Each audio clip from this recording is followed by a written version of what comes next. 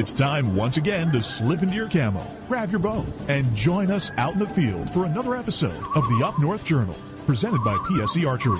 The Up North Journal crew is knocked and ready to rock for another exciting adventure. So let's step outside and hit the trail.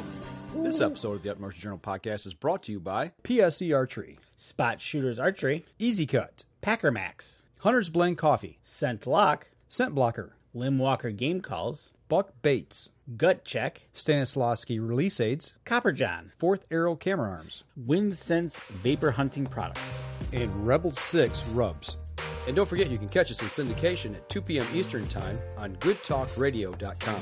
Welcome back to another episode of the Up North Journal podcast, everybody. I'm host Mike Adams, sitting in the cabin tonight with Dan DeFall. I've been so busy, I didn't have time to make coffee tonight. No, you didn't, but that doesn't stop anybody from going over and trying Hunter's Blend Coffee at huntersblend.com. huntersblendcoffee.com.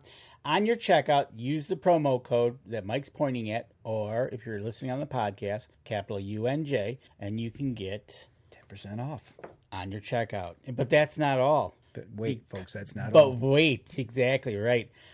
You go over to Buck Baits. It's that time of year, folks. You got to get your orders in. The rut is going to start to heat up here soon. And we're going to be talking about this. And we are going to be talking about that. If you want 20% off your order, you get over there to buckbaits.com. On checkout, use Up North Journal, get 20% off on your checkout order. And then, after you've got your game on the table and you need to cook it up, you might want to go on over to Rebel 6 Rubs for 20% off again on your checkout. These are all great supporters of Up North Journal. Use the checkout code North Journal and you'll get 20% there. The last but not least, you got to call those deer. A nice grunt call would be awesome. JPO game calls, they're going to give you 10% of your order until November 15th. And if you use the code Up North Journal, you'll get 10% off. So we got stuff to entice them, make them smell good. Yep. We got stuff to make them taste good. Yep. We got stuff that we can call them with. Exactly. We got it all covered. I like it. Exactly. We got it all covered. The smorgasbord. It's ready to go. It's getting to be that season. But we need a report. Well, you know, somebody did a report this week on Rebel 6. Yeah, he did. And but first he also shared some pics of some bucks he's got on camera that don't look too bad at all. Right. Hey, Ken, what's going on, man? Hey, guys. How are you? Doing good. Staying busy. Just got back from up north myself, but we wanted to check in. Last week, Danny and I, we kind of give our deer season update report, whatever you want to call it so far. You've been out. You've been active in the field. You've been doing some cool stuff. You got some pics to show us tonight. So we wanted to touch base with you and say, what's happening in southern Michigan? Because I got northern Michigan covered. He's got the UP covered. So you're our southern Michigan correspondent. Yeah, boy, that's a lot of pressure because there's some good ones down here in southern Michigan. But yeah, you know, it's been an interesting month of October this year. You know, like you said, busy. I am hunting less this year than I ever have. I'm basically only getting one crack a week, and that's usually in the evening on Saturdays. Although I did hunt last Saturday morning, so I'm not hunting as much. But in the 5 or 6 hunts that I've had opportunities at does. One, the shot just never materialized. And the second one, I got busted as I was I ended up impromptu hunting from the ground one night. And sure enough, I had a doe at 15 yards. And I went to take my bow, the PSC decree off the tree branch, and it made the slightest little noise, and she pegged me. And she still almost gave me a shot after that, but it just never happened. You know, I've pretty much focused all my attention to this lease. This lease is really blowing my mind as far as the amount of deer that are on the property. It seems to be all the time. The quality of bucks that I'm getting on trail camera pictures this has all got me very excited, but I'm feeling lost. I feel like a lost puppy dog. You know, I've hunted primarily public land here in southern Michigan, some private stuff too, but again, heavy pressured private. And this is all new to me. I've never been on this kind of good property. Doesn't matter what time of day I go in there, I'm kicking out 8 to 10 deer. I mean, it's one of the things I'm struggling with. I can't access the property. Don't matter which way I access the property. Don't matter what time of day. I'm kicking deer out, and I'm lost, and I don't want to blow it. I feel like I've got this dream property. I may not have it next year, and I don't want to blow it. Right. You know what? You know what's going to happen is one of your sits is probably one of. I'm going to throw something out there that one of your long sits is going to be one of your best days, because you're going to get in there. You're going to have to blow them out, because it's obviously that you have no choice. But you got to give them a couple hours to come back once you're sitting wherever you are, whether you're in the tree saddle or you're on the ground. You got to give them time to come back, so that magical 10 to 2 hour might be actually a good one for you, because it'll give them time to circle around and come back. Speaking of that, have you been using the tree saddle? Oh yeah. I've actually hunted from the ground a couple times, but I've done I've done 3 hunts from the tree saddle and 2 or 3 hunts from the ground. It's been about 50-50. How do you like the tree saddle event? Oh, I love the saddle. I've been doing it since last year. I like it a lot. I still will go back to tree stands once I find a good spot. I mean, I'm not going to, for an all-day sit, I think I'd want a tree stand, honestly. But as far as the 2 to 3 hour evening hunts, the 3-4 hour morning hunts, I love the saddle. And it's just a really neat way to hunt. I can't say enough good things about it. I love it. That's awesome. It's good to hear it. I know, for me, I don't see it, but I might try it. But you said you tried it last year, and I'd love to try it. And then you said you'd love to try it. But I just want to get your report from it and see how. Well, the main advantage, and it is an advantage. I mean, don't get me wrong. There's still a lot of guys that aren't going to go to tree saddle. They're absolutely serial killer buck killers. And they don't hunt out of a saddle. It's not like some magic pill, but I like the fact that you can hide behind the tree. I like the fact that you can easily shoot 360 degrees around the tree. It is comfortable for 3 to 4 hours at a time. Well, that's I don't know. It's just kind of neat. I feel safe. It's very mobile. Like you're with it's not big and bulky. Like, even though some of the stands are lightweight, you can move around. You can hunt out of almost any tree. You can before it was tree stand, the tree has to be almost just right. With the saddle, it doesn't matter. Well, that's it, right? If you're one that likes to play the wind a lot, and you're hunting over an intersection and the wind ain't right, all you gotta do is switch which tree you pick for the corn. Right. It gives you options right off the bat instead of. I think that's the main thing. It's really, the saddle is really for the mobile hunter, and that's who it's in mind for, is the guy that hunts mobile, plays the wind a lot. That's who really benefits the most from the saddle style. And my cousin that I have who hunts with the saddle, that's his plan. He's gonna go not necessarily scouting, but he's gonna go on some jaunts. And he doesn't have to carry a tree stand with him. Right. But he'll carry the saddle with him, so he can just move along, and then when he gets, comfortable, and he'll climb up in there. But that's awesome. So the doe busted you, and she was at 15 yards. Yep, on the ground. Yeah. So, yep. So far, you talked about when we first started the show that you're having problems getting in, you're busting deer, you're worried about that. Talk about that a little bit and what's going through your mindset on that, and how are you approaching getting onto the property and getting off the property, and what are some of the problems there? Well, I think I made a mistake right off the bat. I got this lease in September, and I went in there and I found some deer runs in the timber, and I set up on those, when really what I should have did, my first couple sits there should have just been observation sits to see what in the world's going on there. And I didn't do that. And once the last time I hunted there on the ground when that doe busted me, I kind of got, and my brother-in-law who does the lease with me, he saw what was going on. He hunted a field edge. So we kind of know that they're moving west to east in the evening, and we're not sure what they're doing in the morning. I'm assuming they're coming back east to west. So we're kind of getting a picture together of what's going on out there. There are some railroad tracks that run alongside the property that I'm thinking about using for access, not walking on the tracks, but on the side of them, to access the property instead of blowing through all the fields in the morning. Mm-hmm. So I've got some ideas with access. I've been reaching out to a couple guys I know from social media that seem to kill a lot of big bucks and a lot of deer, and they're private land guys. This type of stuff is all new to me, and so I've been kind of talking to them, picking their brain, and I feel like I'm getting a plan together, which with what to do with the winds and how to access it on them tracks. Okay. Well, yeah, we're running through these pictures. You sent me 4 pictures tonight. I'm just kind of like flipping through them. Talk a little bit about these bucks. Have you named them yet, or do you not do that? I've never. I mean, in my head, I don't really name them. I always like, oh, that tall 8-point or that wide curly 10-point.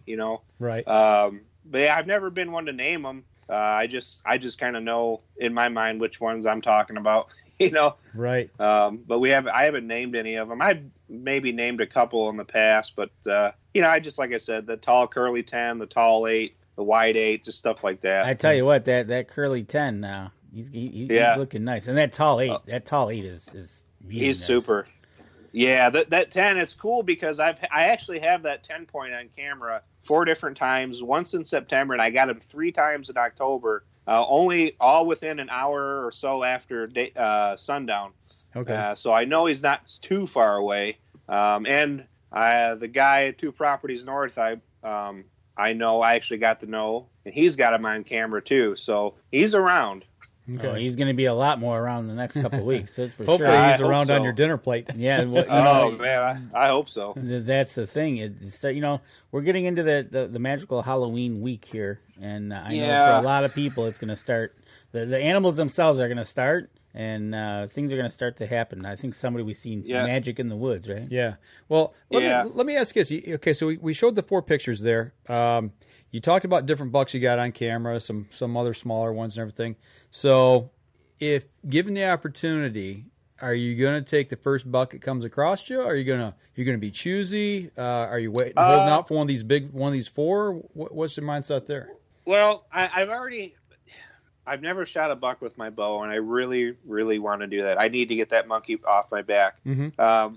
But I have committed. I've told myself, because I have shot some 1.5-year-olds with my gun, and I do not want to shoot a 1.5-year-old buck. A spike or a 4-point, I would say, is out of the question. If a nice 6-point, that's a really exceptionally nice 6-point that I think is older than a 1.5 comes in, I'll shoot it. But I'm really trying to age it. I just don't want to shoot a 1.5-year-old. I don't know. I say that now, but if one gets my heart pumping and I get excited, I'll shoot it. But as far as right now, I can guarantee you I'm not shooting a spike. I'm not shooting a 4-point. I can say that for sure. And I'm not going to shoot some tiny little nubby 6-point or nothing like that. But I don't know. It's hard to say, man. It's like I go back and forth with it. I really want to shoot a buck with my bow so bad. But, things have changed. I'm not going to the Upper Peninsula for deer camp anymore. So I'm going to be doing gun season on this property, and I got all the time off that I still had. So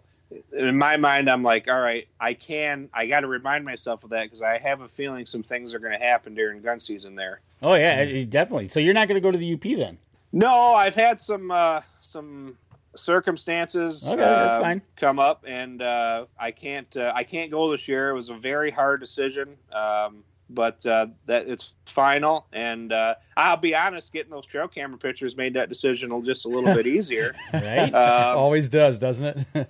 Yeah. Well, in my mind, I'm thinking, I might not be able to lease this property next year. I'm hoping I will. We're going to offer some money, right. But this could be an opportunity of a lifetime. And boy, I'd hate to not. I mean, I just would hate not to be there and miss out. Right. I'm sure. I don't know what it's like come opening day there, but I get a feeling it might be like a little pumpkin patch. Right. Well, I tell you what. Let's go ahead. We'll take our first break.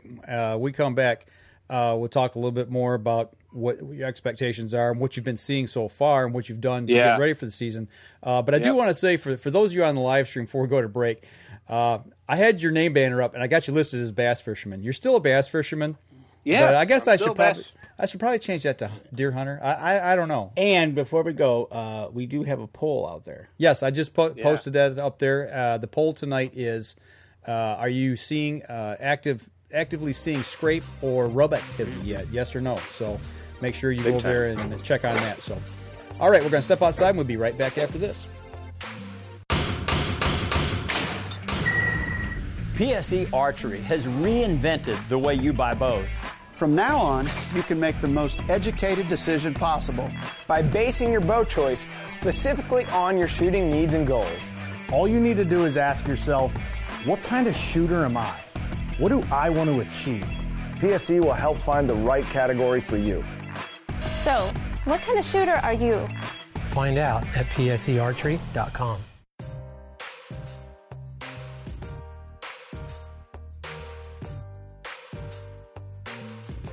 Welcome back. Second segment of the show. Sitting here talking with Ken Sciculuna, bass fisherman, deer hunter, all the above. So I want to get that name right, the banner right. So we're just going to roll with that tonight. So here you go. We set it up in the first segment. You got a new piece of property. You're getting busted all the time. You've been out a few times. The doe's busted you. You're thinking about different access points to get into this property. So the next time you'll go out, what you thinking? What you got planned? What's the go-to thing? I've got a good wind on Saturday. I'm not going to work on Saturday, and I'm gonna use the railroad tracks for my morning hunt, and in the evening hunt, I actually went out yesterday during the rain when the rain really started, so I knew it'd wash everything away. And then I went out today in the middle of the day just to do a few more quick things. And I've got an access trail because I'm thinking I'm getting busted because the fields are all fallow fields where it hasn't been farmed in a few years. So it's knee to waist high, just natural growth with clover mixed in. And that's what they're grazing on. And so, after you get busted 3 or 4 times walking the field edges, you start to think, well, they're either bedding in them fields or not too far from them fields. So stop walking through the fields, dummy. So I found a nice little trail cuts through the timber where I don't think they're bedding. And I just wasn't expecting them to be bedding right in them fields like that, but they are. Them does are. And it's there's 2 or 3 monster doe group. I'm talking 7 to 10 deer at a time I'm seeing. And so I've got an access trail now to go to a couple of my stands where I don't have to go through any fields. And then I've got the railroad tracks. And like I said, I've been talking to a few guys that are been doing this a long time. They've kind of, they're the ones that they looked at the aerial and they're like, why aren't you using those railroad tracks? And I'm like, I don't know, And so I'm going to start doing that. So I feel like I finally have a good plan. Hopefully I didn't damage the property too much. And like I always tell everyone, I am not that good at deer hunting, and I just stopped using bait a couple of years ago. So I'm learning on the fly here, and I feel like I got a good plan. This place is absolutely loaded with deer, and there's still a lot of season left, so I'm very hopeful. Well, getting out there and just by trial and error, that's the best education you can get. I tell you what, you're right. And when I hunted in Port Huron, we were walking woods on the right, field on the left. We're walking, looking in the woods. Then you look out in the field, and they're staring at you. Yep. Yes. That's when I learned right away. It's like, hold on, this game's a little different because it was the funniest thing. You got the heads and eyes looking at you, and they're just watching us walk. Mm-hmm. It's like, keep on walking, boys. The one thing I will say about the railroad access: be very, very, very careful. Stay off of the railroad right away. Because that is a huge, huge ticket. Make sure you stay on your property instead. No, I am. I'm going to walk the ditch line next to it. I keep saying I'm walking on the tracks. I'm not going to, like I said, I'm not going to walk on the tracks. The property butts right up to it, and there's like a ditch that I could walk, and that actually is nice because it keeps me down low. There you go. And I already looked on Onyx, and the property line goes right to that ditch. Okay. So I'm good to go there. But yeah, I'm definitely not going to be walking on the tracks. I don't want no part of that. Right. And on our live Facebook feed, Ron Gerchow, he hasn't seen any bucks or scrapes or rub activity as of last week. Okay. And Kevin Black, he hasn't had any rubs or seen any bucks since August. Kevin hunts not even on Trailcam. Okay, Kevin. Wow. I know Kevin hunts near me. I think like 3 or 4 miles as a crow flies, and I believe Ron Garchow, he hunts just south of me. So you two guys want to watch the video that we're going to show here because this is in Mike's area, and both you guys are in that area. I believe. So, yeah, it's. I mean, I counted about 10 scrapes today. Did you? Okay. See, yeah, they're popping up everywhere. Okay, so with that being said, I know you do have some buck baits. Am I right? Yep. Yes, I do, and I actually I just started my first mock scrape today with some buck baits scrape enhancer. I figured it was a good time to do it right after a rain. I actually started one and got a camera on it, and we'll see what happens. I've never really tinkered with that stuff too much. I'm kind of new to the scent game when it comes to that. I've fooled around with it in the UP once. So we'll see what happens. I tried to do it as scent free as possible. Use the stick. Mm-hmm. I was in my rubber boots, tried to stay back from a little bit, and got it started. And we'll see what happens. I'm excited. Well, I've yet to really get a lot of information back from Indiana. We put 5 or 6 out there. First indications were we got a little bit of activity, just curiosity, and I've got 2 that I just put out up north at our Michigan property. And I put those out October 5th and 6th. So that's what the video is going to come from. So you just put yours out. Did you, on your cameras, did you put them on video mode or did you put them on picture mode? And why?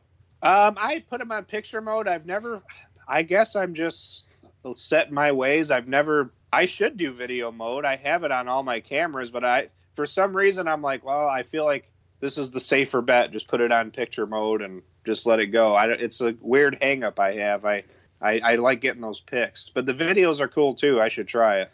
Okay, we'll talk about what I did and why I did it exactly in the next segment. So. And speaking of hunters, Tim Cias had a young hunter kill a deer yesterday at the Outdoor Dream Foundation with velvet still on the antlers. Wow. Wow. And over the course of the hunt, there was 5 bears killed and 2 deer. Wow.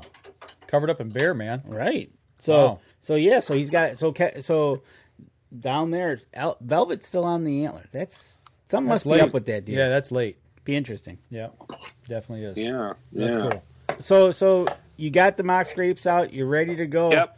You're looking at this Saturday, right? Yeah, this Saturday I'm gonna morning hunt.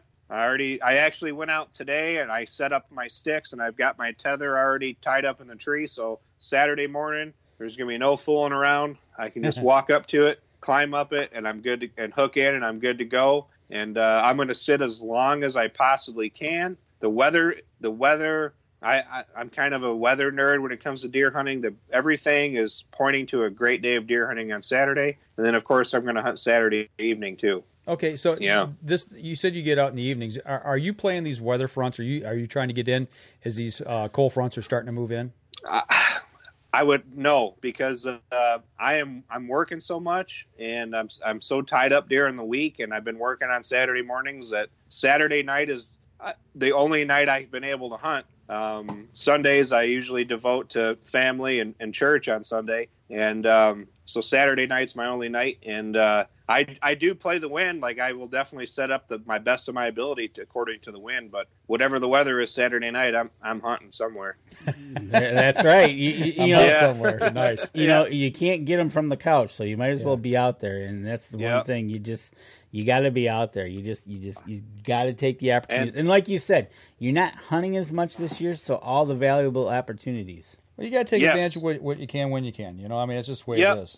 And I've got 8 days off for gun season, so I am really, and I've got the day off before. I've got the 14th off, so I'm going to bow hunt that day too. Okay. All right. I got a message here from Tim about this buck, and he just sent me a picture of it. First off, this deer, it looks a little odd. I mean, it's just different, but it's cool looking. But he said that the deer had no testicles, and I mean, hey, we'll just say it like it is here. That's probably a great indication as to why it was still in velvet. Right. Wouldn't you think? Absolutely. I mean, I got to believe that's why. So it definitely it plays a part in it, and that's the thing. But it's going to make a cool mount. It is going to make a cool mount. There ain't no doubt about it, man. I'm going to lie. That is going to be awesome. I mean, that is a cool looking deer. I wish I could put it up online here right now, but I can't. So. Right. So, you just, well, if the weather sticks out, we should have hopefully a positive report sometime Saturday. I hope so, from either Ken or myself. I'm heading down south. You're going down south. Yep, okay. Yep. Cool. I'm going to head down there and put in a week. Hopefully it only takes a day or two. That'd be nice. But right, I know how this game works. You plan all year and you think it's going to happen quick, and you got the best of ideas and intentions, and sometimes you eat tag soup. So hey, it is what it is. So right, and but I tell you what, tell me it doesn't make it fun. Ken's got these pics in his head of these deer that are roaming this property. You've got pics of deer. I've got pics of all these pics of these deer that we got running on the we're kind of looking after and wanting, and it's like it's hunting. It gets you pumped up for hunting season for sure. There's no doubt about it. Oh yeah. So, you know, as October's kind of went on here, we got just a few more minutes for a break. But have you, as you go out more, are you seeing increased deer activity on the property as the season progresses? Yes, and it's been kind of cool to watch that each Saturday that I've been out there. You know, like for the past 2 weeks, it's like last Saturday, it was like, all right, there's some scrapes starting to show up. And then I went out there yesterday during all that rain, and man, there were scrapes everywhere. I mean, it was on every field edge, there was 3 to 5 scrapes, all being used. And then today I was exploring some new areas. I found some new ones. The rubs are increasing, and it's kind of cool. I found some really nice rubs, some, abdomen to chest high rubs. And so I knew it was a good buck, but then I started looking around and I could see a bunch of old rubs from last year and maybe years past. So I found an area where it's like this buck or bucks like to rub this area year in and year out. So that kind of got me going. And I couldn't help but picturing one of them big boys doing it. And I'm definitely, without a doubt, I'm seeing more activity, big time. That's good. That's that was the thing. I seen some fresh rubs on our property up north as well. And when you start seeing those signposts, it definitely gets the blood kicking in. But that's cool that you're seeing what we call generational rubs, where there's rubs from the past and they're back in there again in the same area. So generally they equate that to the same buck. This property, I feel so blessed that it's truly exceptional. I really didn't realize what I had on my hands here until the past couple weeks, and it's North Ann Arbor farmland. It's loaded. It's really a special thing, and I can't believe that I'm hunting it. And I mean, it's like I start to panic because it's like, man, what if I blank out here on this property? Well, and, if you do, but you I know man. it's hunting, and it could happen, but that still is in the back of my mind all the time, and I'm constantly fighting that. But it's just really special what I'm seeing. I've never been able to be able to see stuff like this ever in 17 years of hunting. So it's pretty neat. So okay, so you got it down. It sounds like you're ready. You're ready to take something. You did a video. Yeah. You did a video this week of Rebel 6 rubs. What's your initial thought of their product that we got you some to use? Yeah, I got to tell you, I am really impressed with those rubs. You know what I mean? And I like to cook. Okay, I've always liked to cook. Not gonna lie. I really do. I've always enjoyed it. Not every guy likes to cook. I understand that. I feel like maybe a chef could have been a calling of mine. But I do enjoy to cook, and I've tasted a lot of seasonings, and I understand, hey, seasoning, most of it's all pretty good. Okay, I get that. But he has really put together a great tasting seasoning. Exactly the 3 rubs I've tasted so far does complement. The spicy whitetail does complement great with the whitetail and beef, and the mild wild game poultry rub, bird rub, wild mild bird rub really complements poultry well. I've just used it on chicken. I'm not a bird hunter. But I can just tell, like, there was definitely I can tell he put a lot of time into creating those spices because it's just so good. I mean, the flavor is there, and it's just right. It's not too much, too little, because I've had seasonings where it's overpowering. It's especially with the heat, because I like spicy, and he's just really put it together really well. I can't wait to try the bear rub and the stuff for pork. That's next on the list. Although I don't have any bear meat. My bear I shot 2 years ago, but I'm going to find something to use that on. I love it though. I think he's hit a home run with everything I've tried so far. There you go. So we'll expect when you score, and we'll expect another report with the 2 you used, and so that's awesome. So yeah, I'm trying to think what I could use the bear rub for. But if you know what, I can ask him and he'll tell us. We'll come up with something. Yeah, we'll come up with something. So, and that dragon dust, man, this is going to sound ridiculous, and my wife thinks I'm ridiculous for the dragon dust. I'll lick that stuff off the back of my hand. It's so good. I don't even like. I know what you're talking about, but it's so good. I'll sit there and lick it right off the back of my hand. It is awesome. I mean, I told it everybody I talked to, I was like, man, that's my go-to. Yeah. I love putting it on popcorn. I put some in chili the other night to give it a little kick, and I tell you what, man, it's awesome. So, All right. I tell you what, why don't we step outside, take our next break, and come back. We'll continue the conversation. I'll give you a little bit of report on what I've been seeing up at our camp. So we're going to step outside. We'll be right back after this. PSE Archery has always dominated the speed category. Now, the most revolutionary cam system ever to hit the market has perfected the shooting experience. Introducing PSE's Evolve Cam System, featuring extremely high let-off capabilities and the smoothest draw cycle in history. No other cam system has ever delivered this level of total comfort and total control. Experience PSE.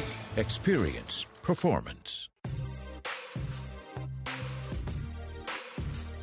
Welcome back. Third segment of the show. We're talking deer hunting tonight. We're talking buck baits, we're talking scents, we're talking scrapes, we're talking rubs, we're talking spicy rubs that you put on the meat after you get the deer. Right, exactly. We're talking all things deer hunting. It's the buildup. It's the buildup.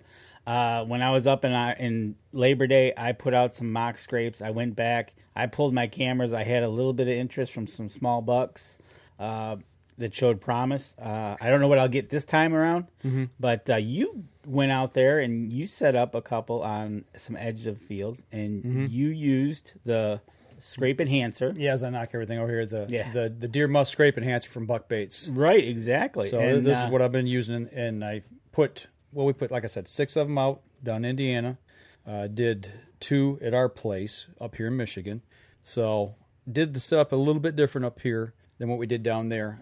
Remember down there we were putting a little enhancement with the earth scent. Yes. Letting that dry and then putting on this. I just put this right in the dirt. The scrape enhancer in there. Yep, made the scrapes. On the first camera I set up, which I'm going to go ahead and pop the video here, is this camera here I put way too close to the scrape. You can see the deer.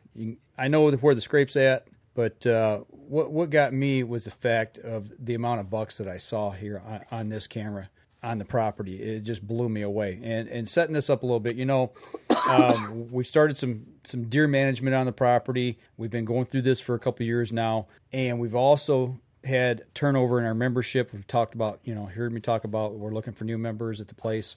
But the biggest change we've made is the driving on the property. We've stopped all the driving, and that has made a huge impact. Now, those of us that are there. Deer drives? No, driving vehicles on the property, driving through the property to your stand. Okay. The amount of traffic, it's different philosophies in hunting. Because they don't have, theirs is not a square. It's like an L shape. It's an L shape, and the road goes through the middle of the property. Through the middle of the property. So what they did was, one of the new rules is you're not allowed to drive. So these videos now that people are seeing are coming in. This was early October. I put this scrape out on the 5th of October. It rained hard that night. I went back on the 6th, and I freshened them up. And this is what the video is showing now from the 6th on to I think the 10th. So one photo or one piece of video in here, I had 6 different bucks. We've got 2 shooters on this field here at different times, and there's a third one there, maybe not. But the fact is we're starting to see 1.5-year-old 8 points that have some tremendous potential. We're seeing 2.5-year-old 8 points that have really on their way. That's given another year or two are going to be tremendous. And then we've got one here that's 3.5, 4.5 years old, wide. And it's incredible. It's incredible what we're starting to see and how relaxed the deer are. But we put these scrapes out, and just to see if we can get a little bit of early activity on these things, and they're hitting them. And there's just no doubt about it. But this camera here, I had less activity on this scrape, and I'm not really sure why. It may be a scent issue for me. I may have left scent on it in some way, shape, or form. I don't know. But they were using it. It wasn't being hit nowhere near as much as the other one that I did. So, but yeah, it's Ken, incredible. these videos that you can't see, but you'll have to go back and look at them. But it's just amazing. Yeah. The one deer comes right in. Mike's got it on the one camera. It's a little high, so he ducks out. But then when he comes back up, he's almost doing a lip curl. Like it's awesome. It's kind of cool. It's Definitely just check it out. it's just seeing deer activity that this is the reason I put it on video, and I set my cameras on 1 minute to run 1 minute because 10 seconds really doesn't give you enough of a profile to see what's going on a scrape, to see the activity, see the interaction between deer. That's why I set it to a minute. Now I only got 64 clips of video on this before it actually quit running because the card was full. That is one thing. I was using a 16 gig card, and yeah, you limit yourself that way, but it gives you a great insight into what's actually going on the property and what in front of that camera. You can see interaction between deer, how they're interacting. It's, to me, you get to look at the profile of the antlers. You get to see them straight on, depending on how they're turning their heads versus a picture. And that's why I switched over to start doing this, at least on these two cameras. There's the lip curl right there, Danny, you were talking about. Oh, there it is. So for those of you that are on the podcast listening, go to our live stream, which you'll put up on Wednesday on YouTube, or check us out here on Facebook. Go back and watch this because it's like I said, it blew my mind. And plus, too, you can. I like the idea of video, is you can kind of tell with pictures, but you can get a good idea of where they came from and where they went after they walked away. You know, you kind of get an idea where they're coming from, where they're going. The other thing that I noticed is in the background. There was times when I seen deer in the background. You can't really tell, is that a buck, is that a doe? And all of a sudden you see the head come up and you see the headgear. And I'm talking, 150, 200 yards away. And when you see headgear at that distance on a camera and you can tell it's a buck, you know it's a good buck. Yep. And Kevin Black is, he said he hunts around you? Yeah, he's probably less than 5 miles as a crow flies. He thinks he's got that wide 8 on the trail camera. He'll send you a pic of it. Oh, boy. Okay. And then Mike, country boy, I'm going to blow up this last name, Kokas, loves hunting in Arbor. The deer are more relaxed with the noise. And are some shooters out there hunting the north side of Ann Arbor, it sounds like. So so am I. Okay, so now I'm going to switch over. Now, if you remember on last week's show, this is the buck here. I got a picture because I took this off a screenshot off of my camera because I was rolling video right before I shot at him. And I've nicknamed him the Matrix. Yes, this is your Matrix deer. Yes. So now, this isn't on the same field, but I do believe I've got him. On this camera. Yep. That's him. That's him right there. And he's working the scrape. Now, this scrape here has been hot. It's been active. I'm seeing does in it. I'm seeing little deer in it. I'm seeing buck activity. Bucks are sparring. Bucks are fighting, pushing each other around, and what we're calling the Matrix. I mean, you can see here in the video, he's a hoss. He ain't got the long time length, but he's definitely got some width. He's got the width and the height, on the main beam. And he's a big-bodied deer. But he commands a presence when he hits the field. And this is what we put the buck baits mock scrape enhancer in, or the deer musk scrape enhancer from buck baits. That's what I was using in this. Yep. And in 3-4 days' time, I had 142 video clips. Wow. A little busy. And then also in this video clip, you see in the background, there's 2 other bucks. They're back there pushing each other around. Yep. These are same two. How much of that enhancer did you put on there? I pump sprayed the area I tore up. Like, I made sure I covered everything. I sprayed some of the leaves around it. How much did you use? I did 5 specific spots about the size of maybe a $50 silver dollar, and I'd put 5 pumps in each spot. Okay. And I'd do 5 spots. So I guess 25 pumps, I guess, is what you're I would guess. Okay. All right. I didn't try to saturate, but you got to remember these sprayers atomize it, and you're not really putting a ton out. No, you're not. Yeah, that was one thing I did. Obviously I've never used the stuff before, but just a couple of initial impressions about those products that I liked is I really liked the pump spray on there. Uh-huh. I had good control, and I did like that about that. I've used maybe a third of a bottle, and I've hit both these scrapes twice, and I treated them, both of them exactly the same. So that gives you an indication on how far it'll actually go. So yeah. But here comes what I call the Matrix. Here he comes. He's coming back up to push this other buck off of this scrape. He's commanding the field once again. And it's just... And this is great video body because posture. You see the body posture in this bigger deer, older deer than the other two. And he's exactly what you're saying. He's commanding the field and saying, "Hey, excuse me." Yeah, you're in my spot. Right? Is this daytime? Yep. This is nighttime? both. But right now we're looking at daytime video. So What time of day? it is 7:11 p.m. Okay. Just before dark. Okay. Just before dark. Yep. Yeah. Yeah. So And it's on the edge of a field. It's on the edge of a food plot, and Okay. I got overhanging oak tree. So that's what the licking branch is. Now you see right here, he's simply manhandling him. He's pushing him right off the edge of the field and off the scrape. You know, he's like, look, kid, this is my spot. You need to leave before I really tangle with you. So hopefully, Ken, you'll be getting some of this video on or pictures, since you use the pictures. You'll get some pictures, and maybe you're going to get some action like this through pictures, because it's going to be kind of good.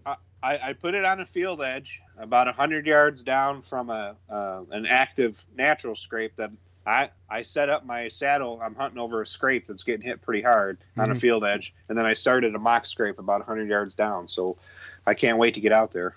Now, the one thing on this picture you can see at the very top of the frame is the oak branch. It's a little too high, but it's really the only spot on this field where I could put a scrape. And this buck comes in, he's digging it up pretty good. So I did get video of one getting in there and really working it. But I thought they would get on their hind legs and work that licking branch, but I think it's just too high. I think it's simply too high. Yeah, I think so too. Because I was going to ask you about that. I was like, "Where's the licking?" But you said it's out of the camera frame. Is that well, it's just in the edge of it, depending on, like, you can see it right here in this night video. Oh, okay, all right. But I want to try that. I want to try the vine trick with my next mock scrape. I've you ever seen see that. Yeah, I've seen it, and I've seen it work. Yeah, I know a guy that's used that down in southern Michigan. I want to try that. We were at a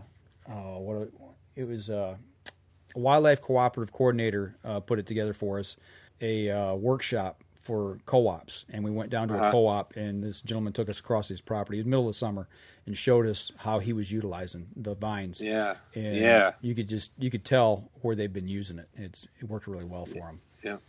But this video, it's just it really blew my mind to think this time of year we're seeing bucks starting to. I think this is more than sparring. This is starting to get into a territorial situation where they're starting to push each other around a little bit.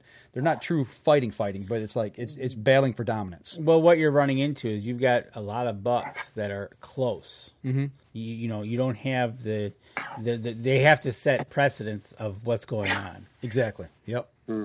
But so if you get a chance, you might want to try putting a little bit of video on, and I think just I'm see gonna. what you get. I'm one of them, maybe. I've got 2 cameras I don't even have out right now, so which I'm going to be putting out real soon. So I guess the thing that I would say is try to maybe use a 32 gig card. I was using 16. Use a big card, yeah. I was using. Yeah, okay. I think. Well, I had a 32 and a 16. The 32, I got obviously twice as many videos. So, but yeah, it definitely changed the way I look at the property.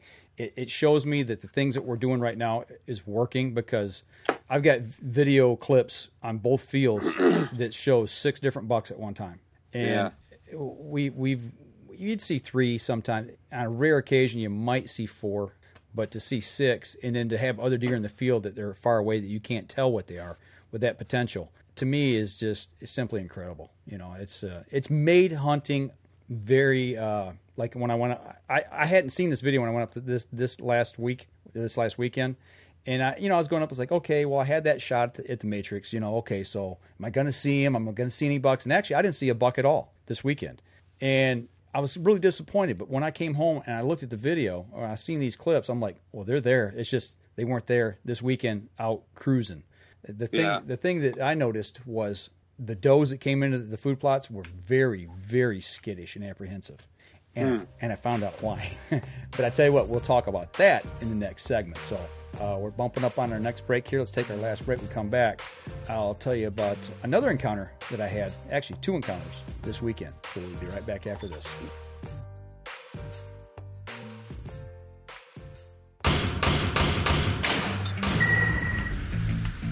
Acceleration is part of PSE's DNA.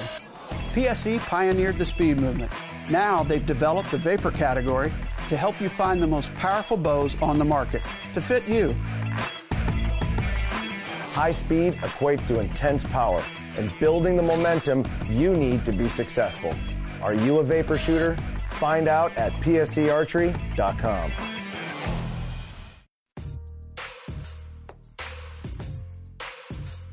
Back to the last segment of the show, everybody. Sitting here on a Sunday night, October, what is it, 27th? It is October 27th. Halloween's coming up. Halloween is Thursday. Man, how many times do we see and hear of deer getting killed around Halloween? All the time.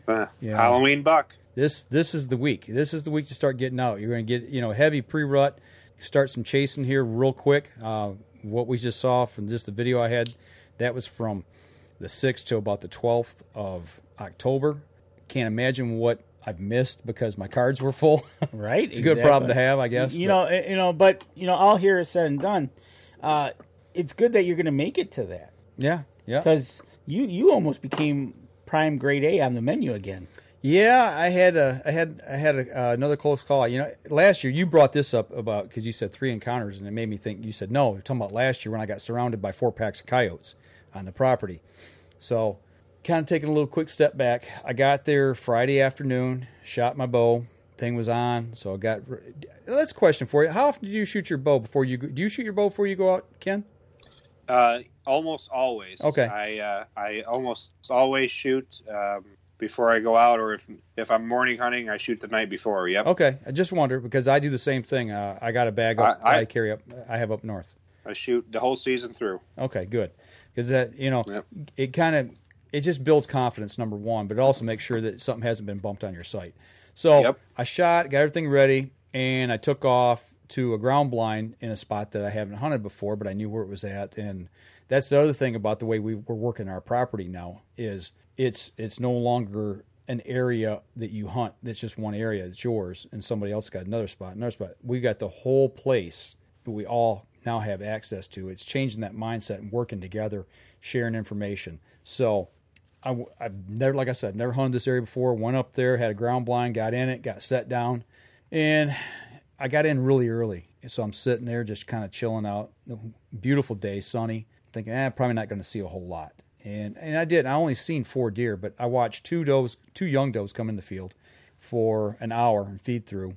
And then as they left, 2 more came in, and the biggest one, I thought, do I shoot? Do I not shoot? I don't know. Do I want to shoot her? And I'm like, no, you're here to just check this area out. Don't disturb it. If you see a buck that's a shooter buck, then shoot it. Just take it in.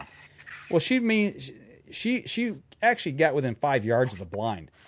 I was sitting next to a white pine tree, and all of a sudden I see his head stick out right beside the pine tree. I'm like, oh, okay, that's where you went. And she almost jumped in the blind, but she laid down the field off to my left, about 15 yards away, chewing her cud. And I'm like, really? Hey, you said you weren't going to shoot me. Yeah, and I'm like, come on, man. And it's getting that last hour. And I'm like, you're not just going to lay there, and I'm going to have to bust you to get out of here. I don't like busting deer to get out of the stand. Finally, she did get up and leave, but yeah, she just sat there and chewed her cud and got up and finally walked off. So evening comes to an end. I'm walking out down a little 2-track, and it cuts to a big feral field that used to be a huge food plot.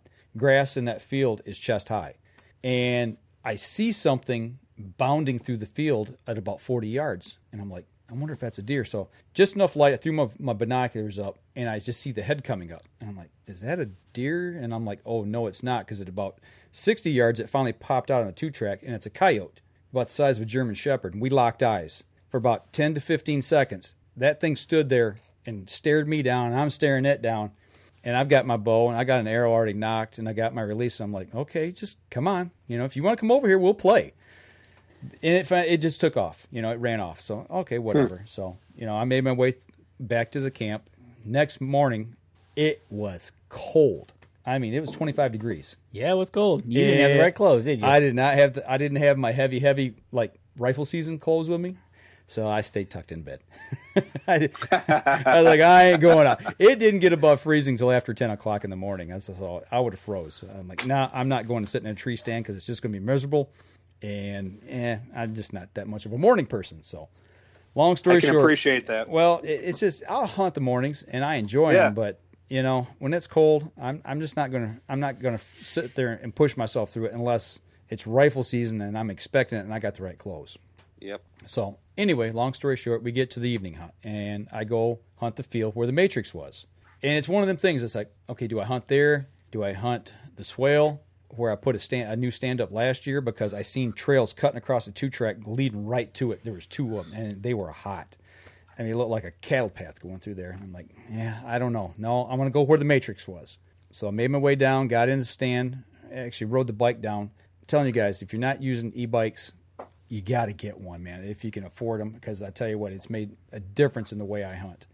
Long story short, I get off, park the bike, get in the stand, and I sat there, man, probably 3 hours before I saw my first deer. And now I saw 10 deer this evening. They were all does. But right before dark, at about 6 o'clock, I had 2 does enter the field. And the older matriarch doe, she saw that there was something in the tree stand, but she couldn't make out what I was. She couldn't win me. She tried to win me, couldn't win me. She kept staring. She'd walk around in circles, looking. She got within about 10 yards of me. And she finally just like, okay, he ain't going to shoot me, so I guess I'm going to feed. She turned her back to me and started feeding. The little doe that was off to the side from her, probably 30, 40 yards away, they were doing their thing, and all of a sudden it gets to about 6:45, hunting lights done at 6, or no, I take that back, it's about 6:40. Last shooting light was 7 o'clock, and I'm thinking, okay, they're going to stay here till dark. I'm going to have to force these guys out. By the time I'm thinking that, I hear the coyotes cut loose, pack of them. Or actually, first it was one solo cut loose. And the deers pick their heads up, and they're looking, you know, and kind of look at each other like, yeah, I know what that is. They go back to feeding. About 30 seconds later, the pack lights up. And the whole pack lit up. That little one picked her head up and looked at the mama doe and ran over to her. And I'm like, okay, she knows what this is. Yeah, you know, she knows the game. And she stayed close to her, and after about 30 seconds, she was like, come on, Mom, let's go. And she took off to the edge of the field. She started running across the field. And then the mama doe kind of fed behind her a little bit eventually. And they caught up to each other at the edge of the field. And I watched them walk off the edge. I'm like, well, by now it's like 10-7, 5-7. I'm like, I'm just going to go ahead and get down, get my stuff together. Meanwhile, I hear crunch, crunch, crunch behind me. I'm like, uh-oh, this is a buck coming in. I get ready. This is right before I'm getting ready to get down. And I turn and look. It's a big old fat porcupine. He gets within about 10 feet of my stand, looks up at me, and I start lowering stuff down. He stays until I start to come down. Then he took off. So I get on the ground, and I'm about 100 yards from my bike. And between me and the bike is a dip in the field, okay? And when you hit that dip, your head level is just above ground level, okay? So as I'm starting to come up that rise in the 2-track, about 40, 50 yards ahead of me, I see bounding. And I'm like, what in the world? And all of a sudden, I see it. It was a coyote on the 2-track. And I'm like, uh-oh. And I had an arrow in my hand. I had just taken it off the bow, and I had the bow in the other hand. And this thing stands there and sizes me up. And I'm like, okay, going to play? So I knocked the arrow, and when it hit the string, you hear the ping. Yep. It picked its head up even more and looked at me and started running at me. My release is in my pocket. So I'm fumbling, trying to get in my pocket to get my release out. Here comes this coyote at me, and he gets to about 20 yards of me, and then he just freezes and puts the brakes on. I'm thinking, man, I'm going to have to just jam my bow at this thing, you know. And when he stopped, we looked at each other, I don't know, 3, 4, 5 seconds. And then he turned, he finally like, wait a minute, that's a human. That's not a deer. You're bigger than I thought. Yeah, you're bigger than I thought you were. And he turned and ran in the swamp. But you want to talk about making the hair on the back of your neck stand up when you get a coyote charging you? You know? I mean, and it wasn't like he was walking. He came at me on a run. You almost was... you were a main course, buddy. Big old fat boy here fumbling in his pocket trying to get a release out, you know? But, yeah, so it was interesting. Yeah. You know, I can imagine that because Ken's got a fear of mountain lions jumping on him in the UP. Well, I do, and I do, and that's always spooked me. And I've been stalked by a pack of wolves up there too, and that was quite a hair-raising experience. I get what you're saying. Well, when that things can scary. eat you, yeah, I mean, it puts a whole different mindset, you know. And I didn't have my my carry pistol with me, because legally, if you've got a permit, you can carry while you're bow hunting in the state of Michigan and a lot of other states. Well, ding dong me left it back at camp. Well, that's the thing, because I could have shot it. Right, you could have, but with mountain lions, you won't even know they're there. Oh no, it's they'll too late. just be on you. Yeah, yeah. So don't worry about the mountain lions. I'd worry about the wolves. Yeah, because you can hear those coyotes for sure. Yeah, because when they start moving around, you can hear them. But mountain lions, nah, you're toast. No doubt about it. It was a cool experience having that thing come in that quick on. I mean, I wasn't like, oh no, what do I do? I was like, it's like, hey, you come up to me, I'll take the arrow and the bow and I'll jam you with it, whatever I got to do. Go ninja. Right, but and afterwards I'm thinking as I'm getting on the bike, I'm like, that was pretty cool. But when I was fumbling for my release, I wasn't thinking it was cool. It's just one of those things. But go ahead. No, I was just going to say, I walked up on a coyote one time, and it ran away from me, but then it stopped, and it barked at me, like barking like a dog at me for like 10, 15 minutes, and I'm like, what's this thing doing? Calling his buddies. That's what I was thinking. Like, is that what he's called? Is that like a call to arms or what? Right. Well, the thing that got me is I'm like, man, if I'd only waited another 3 or 4 minutes to get down, I would have had a shot at him, because the way he was coming, he had ran right under the tree that I was in. I mean, I was probably not even 50 yards away from my tree stand. Like I said, I was about halfway between me, the tree stand, and the bike, and it could have gotten real fun there if I had just waited. But you never know. You just don't know what's going to happen. When you're ready to get down, you get down. That's right. It is what it is, and it's. But you got to be out there to experience all this stuff. It is. And, and I think about, on the way up, I was thinking, Danny, you and I have talked about this so much lately, and I know, Ken, you've heard us talk about it, about, you never know when your last hunt is, and I'm driving up. I was driving up Friday afternoon. The sun was out at that point in time when I got north. The leaves were just ablaze. I mean, you know what I'm talking about. When you get up north and you just see all the colors popping, in peak and the peak fall colors. And I'm driving down through this road, and the canopy is covering, and it's just like it's on fire. Right. And I'm thinking, I turned 54 last week. I was born in the middle of fall, so this is my 55th fall that I've got to see. How many more times do you get to see that? You never know.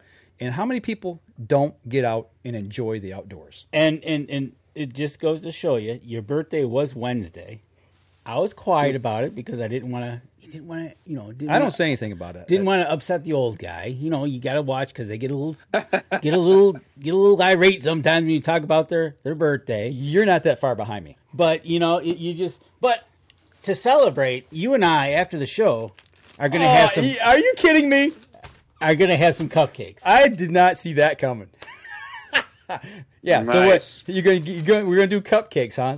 So I have to work out extra at the gym this week. That's right. Gee, thanks. So happy birthday! Well, I should have been in studio tonight. Oh, you can have my half. No, he's gonna eat the whole thing because I tell you what, it was funny.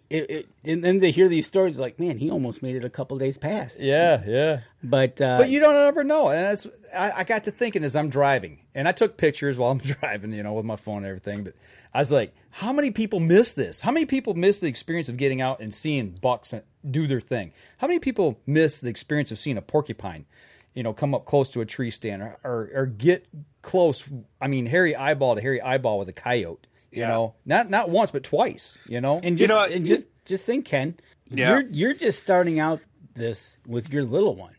You know, and so you've got all this to look forward to, and that's going to be so awesome each step of the way. Yeah, sharing the outdoors. Sharing it, and it's I can really relate because I think about that. I don't so much think about. I'm not to the point where I'm like, what is this? So I should think that, but it could be my last hunt. You can die at any time, but I've thought about, and I've told people about this. I have seen so much cool stuff hunting, from turkey hunting or deer hunting or small game hunting or even on the water. As outdoorsmen, we see things that nobody else really gets to see. Absolutely. You don't get to see a 3-legged coyote come into your turkey call. You don't have an owl swooping down on your hat because it's made of rabbit fur. I mean, or all these little type of things that I've experienced, and everyone, all of us that spend time in the woods, the general population that doesn't do this stuff, they just don't get it, and they'll never be able to experience it. And some of them don't care and they like it that way. But I have a feeling I tell some of these stories to people, and they almost don't believe me when I tell them this stuff. Oh, we've had people tell us that we're lying. I mean, on different stories of things. You know, you see a flight of trumpeter swans come over while you're sitting in a tree stand, you know, and they're honking and getting ready to hit the water at a morning, and the steam's coming off the lake. You know, it's just you can't describe in words what we see. Even a picture really doesn't tell it. You have to experience it. You really do. You know, you tell them that you're sitting there in a tree and you have a bird land on your arrow. You know, no, you didn't get that close. Yeah, I'm like, look, the squirrels come right there, and I've had that owl come up into the tree right next to me and sit on the branch, looking at me, going, "What are you doing?" Yeah, and then then I start thinking, man, you could have clawed my eyeballs out, right? Just the other day, you know, a couple weeks ago, for when I first hunted the lease, and this has happened to all of us a lot of times at deer hunt. But I just, for whatever reason, I thought I had that doe was right underneath my tree, and for whatever reason, the next day I said, man, how cool was that? I had a wild white-tailed deer right underneath me, you know? To me, that I just take that stuff for granted sometimes. Like, right. It was right there underneath me, that close to a wild, and he didn't know I was there.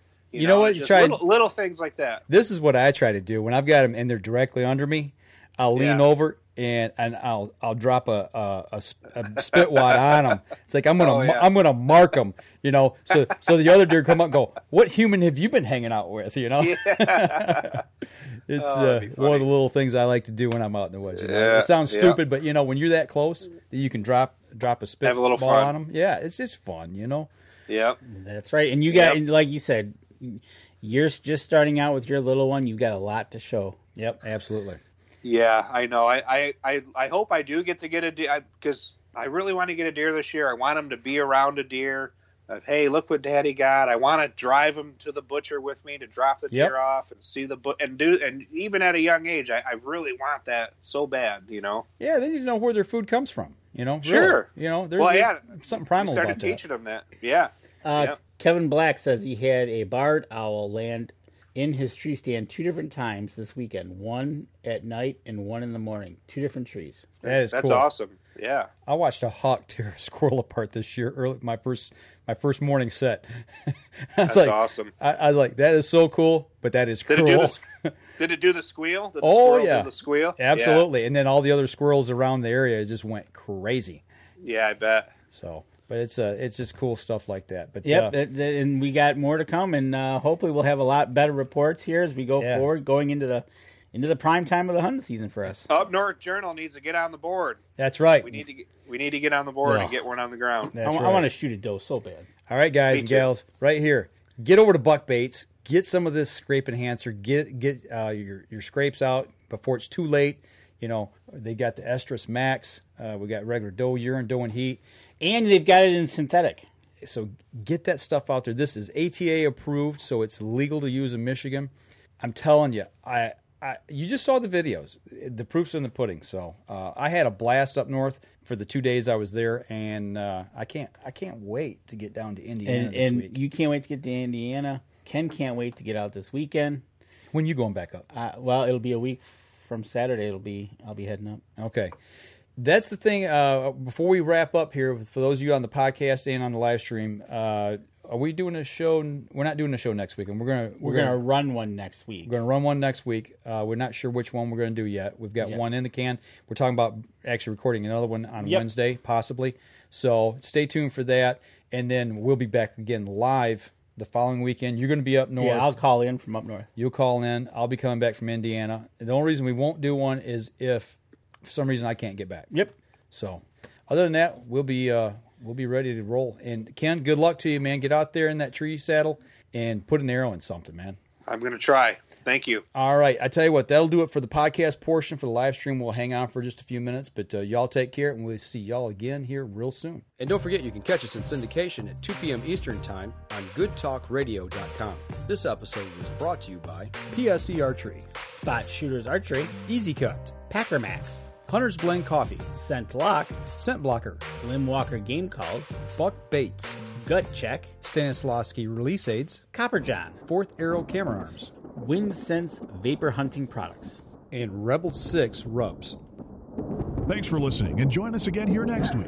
Until then, remember, as we always like to say, if you're out on the water or in the woods, shoot straight and be safe. Until next week on the Up North Journal.